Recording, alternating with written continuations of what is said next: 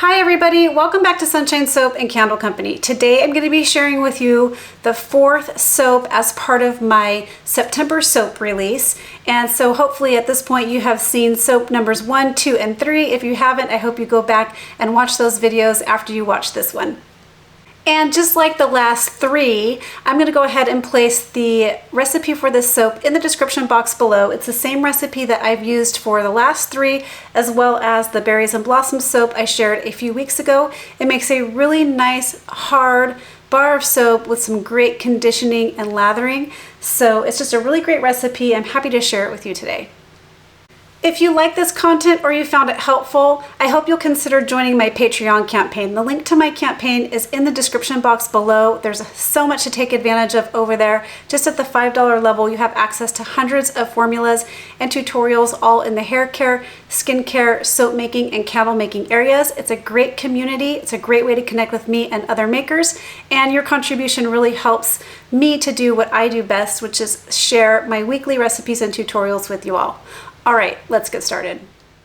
All right, so just like the last 3 soap videos that you saw for the September soap series, this bucket has melted down olive oil, palm oil, castor oil, coconut oil, shea butter, stearic acid, sweet almond oil, and grapeseed oil. Super balanced bar of soap.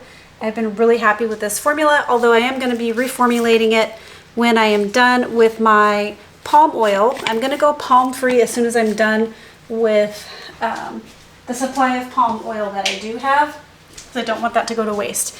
So this is just my lye and my water solution, and today I'm using a mixture of orange cranberry spice by Midwest Fragrance Company. This is such a good fragrance all on its own. It's one of my favorite fall fragrances, and it's one of my favorite candle fragrances of all time. The orange cranberry spice combination I've gotten from other companies as well for years, probably since the late 90s. This has been my favorite fall fragrance in a candle. This one from Midwest Fragrance Company is so good. It smells, if you guys are familiar with the old candle company that used to be around called Illuminations, they're nowhere to be found around me anymore. This was back in the late 90s. This one smells just like it, and it was such a good candle. So you can mix this. Today I've mixed this with the orange rind and clove from Makesy for this particular cold process soap recipe. I've used this alone in soap as well before. It's really good. Today I've mixed it for this particular soap recipe, and it just smells super good. I told you last week that this doesn't smell like orange rind at all.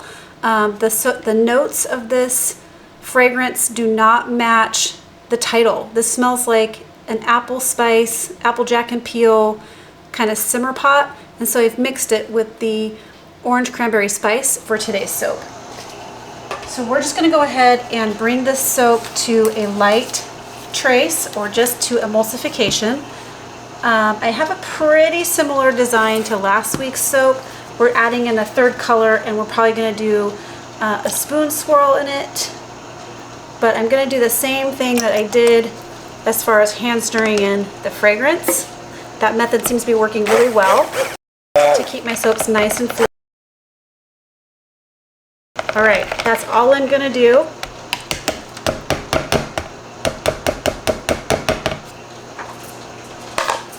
And as you can see, this is the 4th batch of soap that I'm making today, so you are going to see evidence of my prior soap batches here on my countertop paper, my cover. So that's why you're noticing that. If this is the first one that you've watched, I really hope you'll go back and watch the other 3 as well. So what I'm going to do is go ahead and just portion this off. This is about 24 ounces each. And then this one's going to be my white soap. So this part's going to be white, and I'll be using titanium dioxide along with dispersed in water, along with this beautiful pumpkin head mica. This is from Mad Micas. Mad Micas is a new company to me. I've known about them for a long time, but I've never purchased colorants from them until just now. Usually colors last me a really long time, so I don't find myself in the market for them for a while after I purchase, but look at that gorgeous orange color. So we're going to be using this, and then we're also going to be using the TKB Nosy Bee Chameleon that we used in last week's soap because I ended up really liking the way it looked. So we're going to be using those two colors to complement the orange and cranberry notes that are in this soap. So we're just going to go ahead and add in,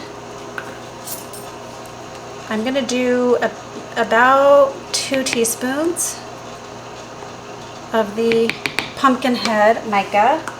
I made some orange slice embeds to go on top that I also used the pumpkin head mica on, and I just love the color. It turned out really nice, so you guys will get to see that too. But we're just going to add 1 teaspoon of the burgundy, the Nosy Bee Chameleon, and then I'm using what's left of my titanium dioxide dispersed in water in there. I'm going to go ahead and use my stick blender to mix up the colors, and then we'll hand stir the fragrance.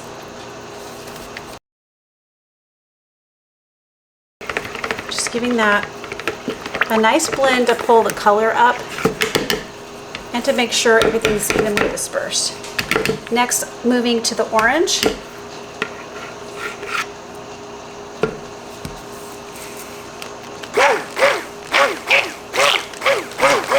Wow, what a gorgeous orange color. That is so pretty.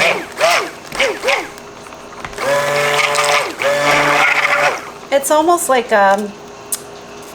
it's just so pretty. It's like a coral, kind of like a deep orange pumpkin color. And then we'll go ahead and do that beautiful burgundy color.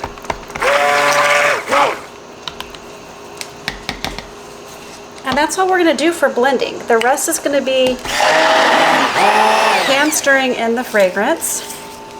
So we'll go ahead and do that now.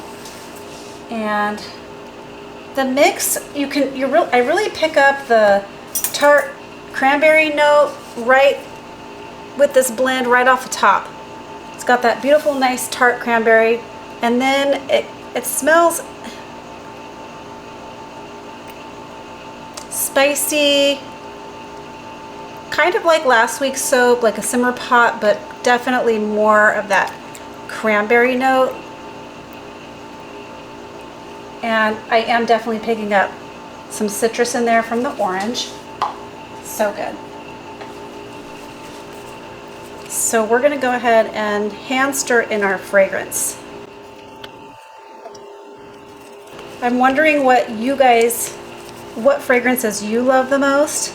Last week in the last video I talked about how much I love pumpkin fragrances, but they don't really sell well for me in soap anymore. They used to. So I'm wondering what your favorites are, what fall fragrances you love the most, which ones you're most excited about using this season in all of your bath and body products, and if you make candles.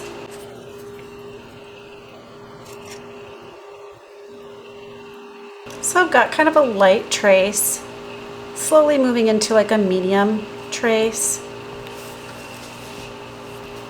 So we're going to go ahead and get the mold ready to go.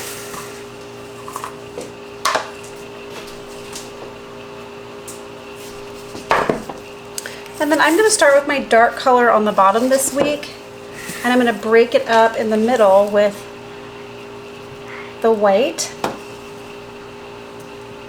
So this is how we're going to do this week. I'm doing an S pattern like I did last week. However, I'm probably going to put a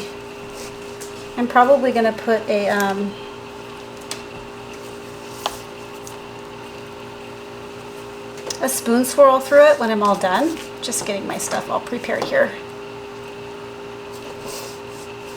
Okay, I have a B-roll camera off to the side here too that I have to manage. All right, so we're just gonna slowly put an S pattern with the dark burgundy here. Then I'm gonna break this up with the white.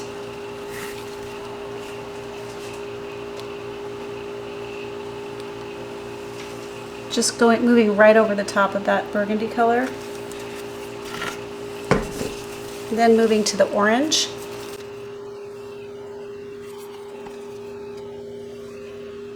Okay, then again breaking it up with the white. We're going to continue on this pattern until all the colors are used up. So it's making a nice swirl in the soap, as you can see.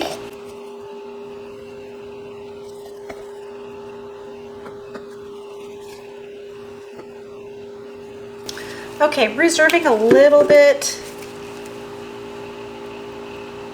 for the top as well. So what I'm gonna do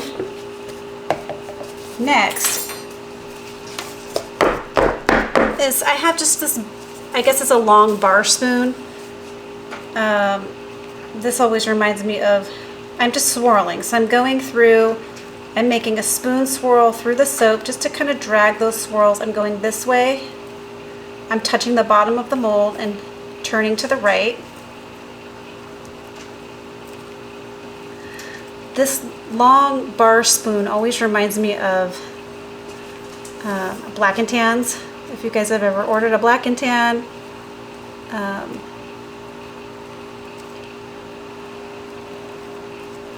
they use this bar spoon to kind of help keep the colors separate.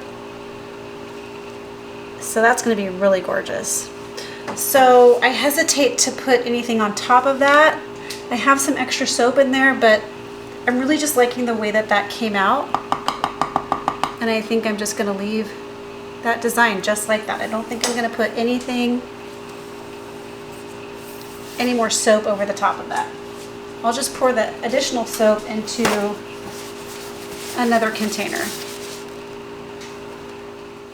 All right, so next I'm going to go ahead and put my embeds on.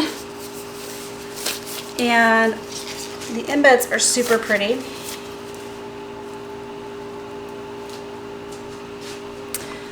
I just made, these are whole orange slices. I mean, they're like rounds, and what I've done is I've just cut them in half.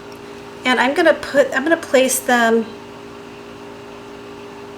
this way, not laying down flat because they're too wide. This will make too wide of a bar of soap. So I'm going to go this way, and I'm going to do my best to make 1-inch bars. In fact, I may go get my ruler. All right, so I've just laid my little measuring tape down there, and I'm going to try and mark it so we're about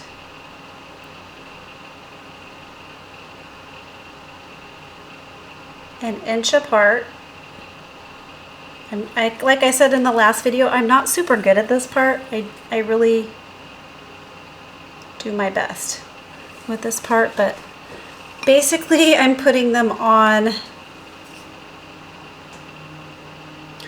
like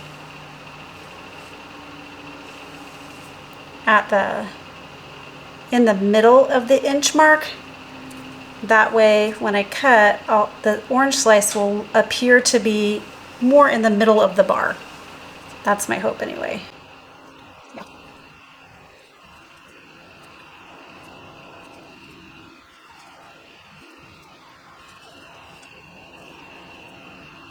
All right, and then this one I'm going to flip this way because this will be the end piece, and I want it to not be backwards. So if this is the back of the soap on this last piece, then we want to make sure it's not backwards. So we're going to go ahead and just put that in, and then that will leave me a nice little edge right there. So I know they're not going to be totally even.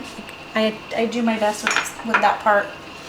All right, so then we're going to just go ahead and spritz this with rubbing alcohol.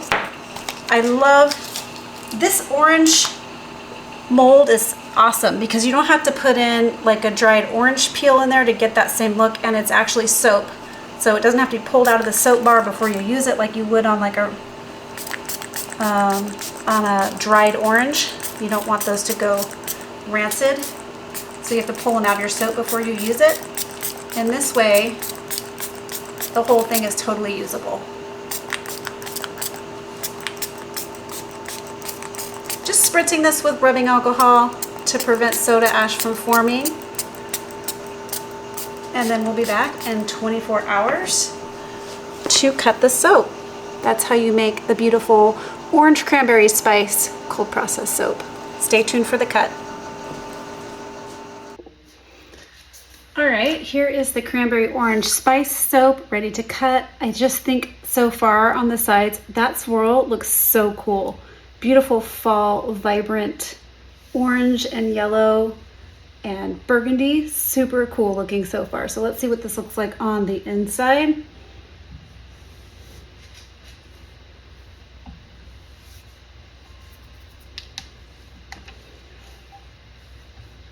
I'm gonna try to get the closest I can to like 1-inch slices here. Not too big, but not too small. Very pretty. Got its own little orange slice. Loving the colors, loving the swirls on this one.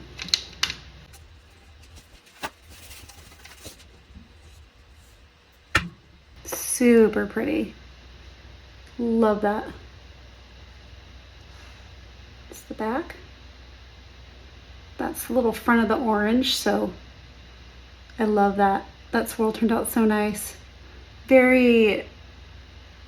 Just very autumnal looking, super pretty.